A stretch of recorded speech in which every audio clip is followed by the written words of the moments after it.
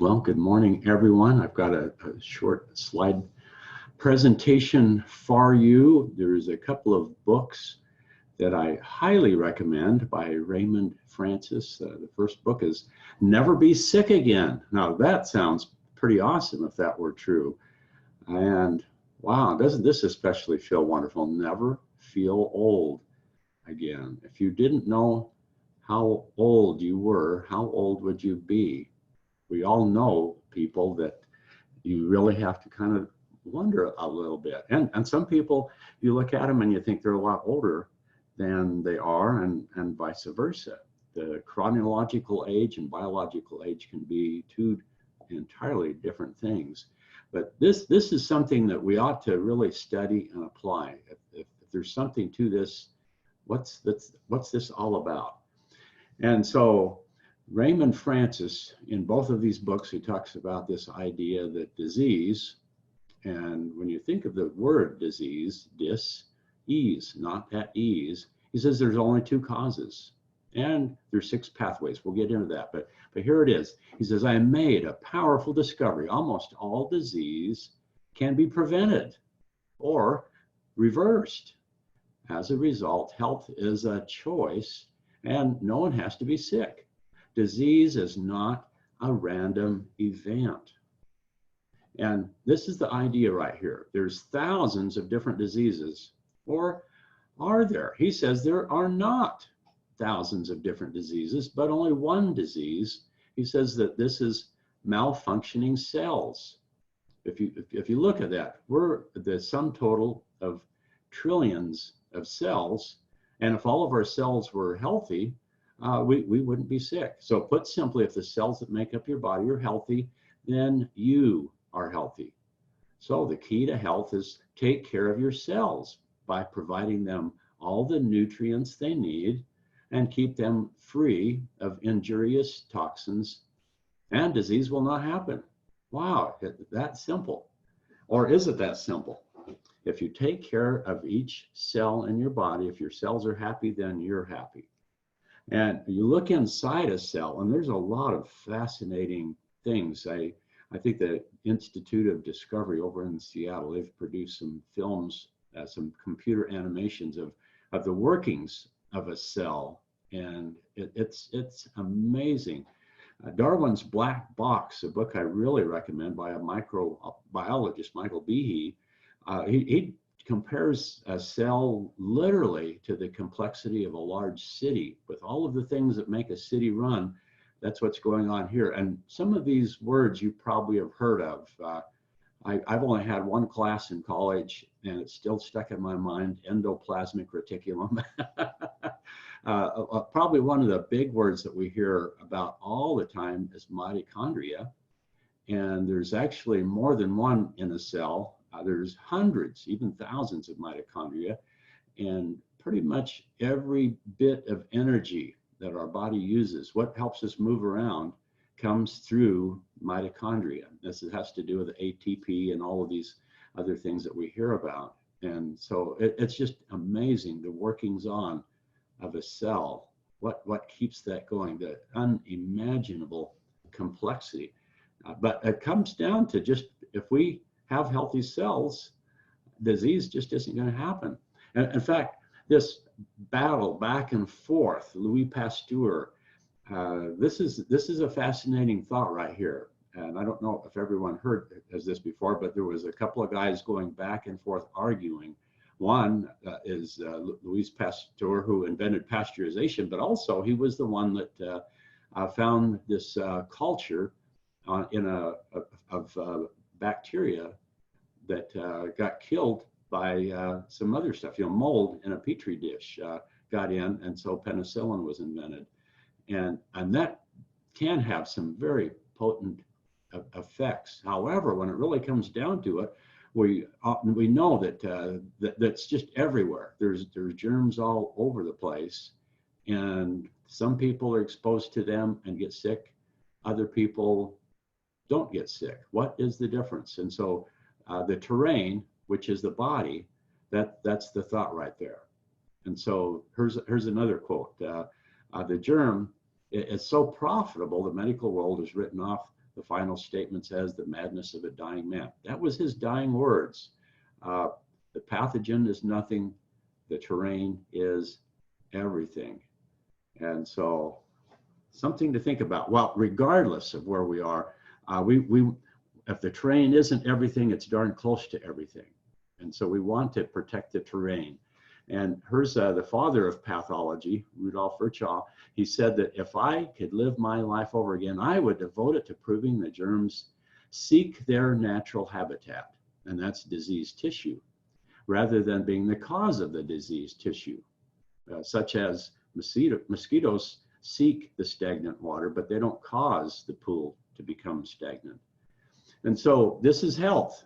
Think about this. Health equals positive things minus the negative things. The quality of your health is determined by all of the positive things that you can do for your body, take away the negative things that are bad for your body. So here's a powerful thought every day. In every choice that you make, everything that you do counts, everything. And I look at this a lot like Darren Hardy's book, The Compound Effect. That's such a vital book. That the things that we do consistently, they add up, and they can become exponential, not just arithmetic, but actually compounding. And so which way are we headed in all of our aspects of our life? So consider the balance between sickness on one side, health on the other as a scale, with optimal health at one end of the scale. Well, the other end, the extreme, would be death at the other. And somewhere in between is a diagnosable disease. And as life progresses, your position on the scale shifts, moving back and forth all the time. At any time, it's worthwhile to ask, where am I on the scale? In which direction on the scale am I moving? So this is what we want to do, is move the right way in every choice that we do. And so Valerie and I, we had Thanksgiving and we did some things. Valerie said, I'm going to make snickerdoodles. Well, I could have resisted that, but instead my creative mind as it is said, well, maybe make a batch at the end and just put a whole bunch of pecans in them. Oh my goodness. Well, I ate one and then another one and then another one. Now, that's not a good thing to do, all that sugar. Sugar's cancer food. Sugar is addictive. Sugar is bad. That's it, period. But if I just did it once and then hurry and start moving the scale the other way, that's going to be a better thing. So here's the thing. The only way to heal any disease, is to normalize cellular function by correcting cellular malfunction. This is so simplistic, but think about this. Could this be the common denominator to all disease? And so here's something that really matters too, because as we keep doing something, it becomes chronic. Now, usually when we say chronic, that's not a good term, especially if we say chronic disease, and especially if you look at the situation in America. If you're in your 60s, statistically, you've got one or more chronic diseases. And this is the single most critical factor that's driving up healthcare costs. The most money spent on healthcare is in these chronic problems, which are becoming epidemic. And it's just become kind of the accepted idea that as we get old, that's part of it, is getting chronic disease, and it just compounds until you can't function anymore. And highly recommend, get out on YouTube, type in the last 10 years of your life. Canada Health put this out, and it shows two parallels of two people, what those last 10 years look like. And one of the wonderful things is statistically, you look at this time today, when pretty much in the history of the world, the life expectancy is high. But there's more to that, because 100 years ago, 1,000 years ago, whenever, there was a lot of people that were very healthy up into their 70s, 80s, 90s, and more, that just had robust health. And the big reason those numbers were down is because of the high infant mortality and other aspects that brought that down. But if you survived just your first couple of years, you could live pretty long back then as well as here. And also an equally important thing is quality of life. If the last 15 years you're checked into just extreme care on all sorts of drugs and your quality of life. So there's a difference between quantity of life and the quality. And so this is something that I think is so important. But here's just a couple of things worth reading. The mainstream medical community has no unifying theory of disease, no unifying treatment, and no plan for prevention. Therefore, true and lasting health is an illusion. Think about that right there. If you go and look at mainstream medicine with a problem, what they look at is, this is the problem, this is the solution, which is usually a prescriptive drug that has side effects and creates just symptomatic relief at the price of probably creating more side effects. And so this polypharmacy, layering drug upon drug as more symptoms are created, wow. So physicians consistently assume that the patient is well until his or her condition deteriorates into symptoms that the doctor recognizes as a diagnosable disease. So think about that. All of the problems that people have, did they wake up one day and all of a sudden, wow, I've got this diagnosable disease, or was that years in the making? I think about that right now with the choices I make. And so, did we toss those snickerdoodles with pecans? Oh, okay, we're gonna give them away. Not gonna eat any today. Okay, so here's just some aspects that go into this idea. Okay, if you have one cell that malfunctions, well, we all have that. That's happening all the time. All of us, as an example, have cancer. On a cellular level, something happens and there's a malfunction, but the rest of the body recognizes that something's wrong, and they have what they call cell apoptosis, which is those cells are knocked out and they're gone. As cells become disrupted, that's part of the thing. Also, cells eventually they die, but during their functioning, they should be optimally functioning, and this is such an important thing. So, as a large number of your cells malfunction, then things become disrupted. Normal metabolism gets messed up, and leading to the cellular malfunction can lead to organ malfunction, leading to system malfunction, and so forth.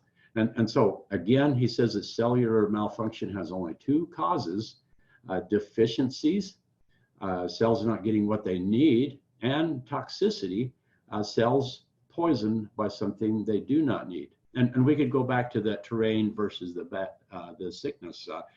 If you look at getting an infection by some kind of bad bacteria that gets in there, well, hopefully, if your cells are optimally done, those things that we're exposed to, our body's immune system will knock those out. However, if it gets a toehold, what's killing each of those cells at the beginning when we're being invaded is those bad bacteria famously produce really bad toxins, and so it poisons those cells. So, okay, how do we look at all of those things, giving cells what they need? Well, he says that there's 6 pathways. Number 1, nutrition. You are what you eat. Learn how to select and prepare the types of food that will enable your cells to function at their best. Now, I would also add to nutrition the most clean and best water, and lots of it. So much of all reactions need water to carry that, the universal catalyst. So lots of healthy food and lots of clean, pure water. That's everything. Okay, the other thing, toxins. Dr. Gary Linder talks a lot about this, and body burden. Cells can take an amazing amount of tolerance to bad stuff, but they can only take so much, and then things start happening. Toxins are substances substances that interfere with normal cellular function. Well, what's normal cellular function? All the things causing good stuff to happen. And malfunction is something we don't want to have. And malfunction is disease, not at ease. Okay, learn where toxins are found and how you can avoid them. One of the best things is when you go to the grocery store, don't go up and down the aisles at all. Stay out of the aisles and just go around the perimeter. And that's where the fresh produce are and the whole food. As much as you can, eat real food, not stuff that's been processed and put into boxes. Eat whole things. And toxins are organic. It's worth paying the extra amount. Apples, you can get on the list and look at the most toxic natural things: grapes, apples, strawberries, different things like that. Just don't do them unless you grow them yourself, or make sure you just pay the extra to have organic apples. And then they're really good for you. Psychological, the body and mind are inseparably connected. They are one and the same thing. The way we react to life events and respond to our thoughts and emotions directly affect our cells.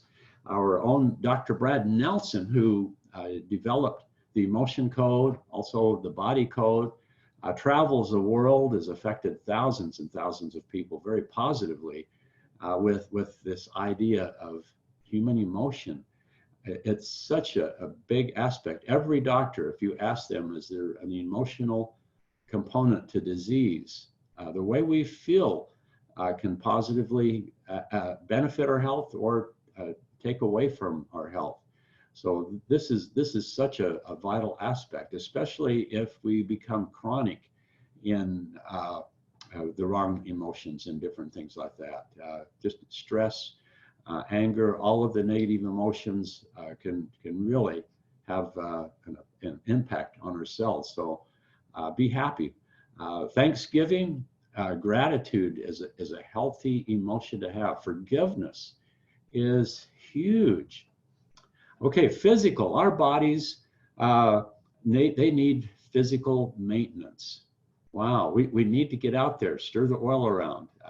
So every day, exercise. When we exercise, that sends powerful hormonal and biological signals. It actually changes the biology inside our body that we're alive and we're moving. If we stop moving, especially as we get older, then our body thinks, I guess we're getting ready to shut down and die. And that, of course, that inexorable tide moving towards, we're eventually going to die. But we could actually, 2020, wherever we are in the position, 2020, we could actually be younger biologically than we are at this moment by adding all of these things.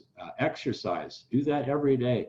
And it doesn't have to be huge, really big exercise, just a really good walk, movement, different things like that happen. If you're sitting in your chair while you're on the phone, think about, okay, what's a habit I could do?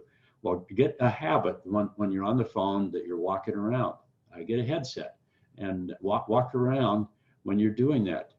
Our backyard is a big park. I love, if I'm going to make several phone calls, I love just going out and walking in the park. And so I'm actually using my time really well.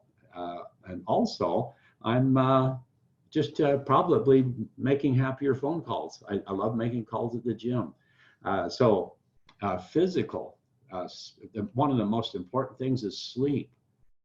We all know that sleep is vital. In fact, if you're getting up at 4:30 to go exercise and you're thinking, well, I'm just going to sleep 5 hours, but it'll make up for it because I'll be working out. That extra hour or so of sleep would be actually more vital than working out at the gym. But do work out. At least you can walk. If you have a job, park further away so that you're walking. Take the stairs instead of the elevator. Just try to stay busy. One of the most disastrous things you can do is just sit in a chair. That's catastrophic. So get up, move around, stand. Movement is life. Get some sunlight. We're up in the Northwest when it starts getting dark. Make sure you're taking some extra vitamin D. Fresh air. Oh my goodness. Have good fresh air. Okay, genetic. Genes affect our cells, and if you talk to mainstream medical, that's pretty much it. Well, just eat the standard American diet, and just hope that you were blessed with good genes, because that's just fate. There's not much you can do about it. Do anything you want, and that's not empowering. And here's the thing: food, physical exercise, the way we think, what we put into our bodies actually affects our genes. Our genetic disposition can be altered. Genes can be that are maybe dormant, or that aren't being expressed, can be awakened and express themselves, or bad genes can be suppressed or compensated with other things. And so this statement here, okay, genes affecting our cells, is not as much as modern medicine would have us believe. You can optimize your personal genetic potential. All of these things, one of the big things they talk about is telomeres. Keep them long. Eating good, doing all of these good things can help with that. Telomeres are pretty much kind of the ends that are like the caps on shoelaces, so they don't come undone. We don't want genetic damage. Okay, medical has its place. If you have pneumonia, get some penicillin. That could be a vital thing, and there is stories of wonderful miracles. If you have an appendicitis, wow, modern medicine can really help. However, modern medicine kills and injures millions of people every year. Learn how to use medicine and make educated decisions on what treatments you need and which ones that you don't. So those are important thoughts. Now, here's another one. He talks about this, and this could be a whole nother presentation, that all you need to know at any point in time is which direction you're going. Did I push the wrong button? Here we go. This is it. Oh wait, let me go ahead and say this. Just emphasize, okay, healthy by choice and not by chance. Dr. Gary Linder talks about this, but all you need to know at any point in time is in which direction you're going along each of the pathways. Those 6 pathways. Do all of them. Don't ignore one of them. Do all of them. That's the key to total health. The key to disease also is ignoring them. So toward health or disease, which way are you going on each of those 6 pathways? Make those corrections. Okay, so, and that's what he emphasizes here. You can't make some good choices along only 1 or 2 pathways and expect to achieve optimum health. And his book on aging, not feeling it, this is an important thing, is tone down chronic inflammation. We don't want to have chronic inflammation. This is a statement that he talks about. All of these quotes are essentially taken from those 2 books. But inflammation is one of the common denominators of disease. Wow. Think about all the diseases they are. Every chronic disease is an inflammatory disease. No matter what the so-called disease you have, from cancer to heart disease or accelerated aging, inflammation is a major part of your problem. Learning how to prevent and reverse inflammation will go a long way toward preventing and reversing almost all disease, as well as slowing the aging process and helping you stay biologically young and vigorous for a lifetime. Doesn't that sound attractive? Wow, as long as you feel good, being old isn't so bad. What is really not fun is when you hurt and you can't do things, you can't think right, all of those other things. But there's so many wonderful people who are examples of aging well and being happy right up until the end, where they maybe just pass in their sleep and that's it, rather than going through years of just heartbreaking, gradual deterioration. Don't want to do that. Just go out right at the end with most of your capacity. So what you do, you pretty much have a choice on that aspect. Remember the compounding effect and all of these aspects. and get plugged in with products and things and choices, and you can have a robust life and share it with other people so that they can have a wonderful life. Well, thank you, and have an awesome rest of your day. And you guys are great, and let's do some more of these calls. Oh, just one thing I want to mention is starting Monday, we found a better number. So our sizzle calls, our morning calls, we'll get that out to you, the new number. And you don't need to do a code or anything. You just dial that and you're on. So it's going to be good. The biggest reason we're doing this is we found that there's some areas and some carriers that actually charge by the minute to listen to these calls. And that's not a good thing, especially if you want prospects to join. So we found a number that we've tested it on the people that were being charged, and the new one isn't. So we're kind of moving into something that's faster, better, easier. So anyway, so glad you're with us. You have a great day, and see you on the other side, December and on into 2020.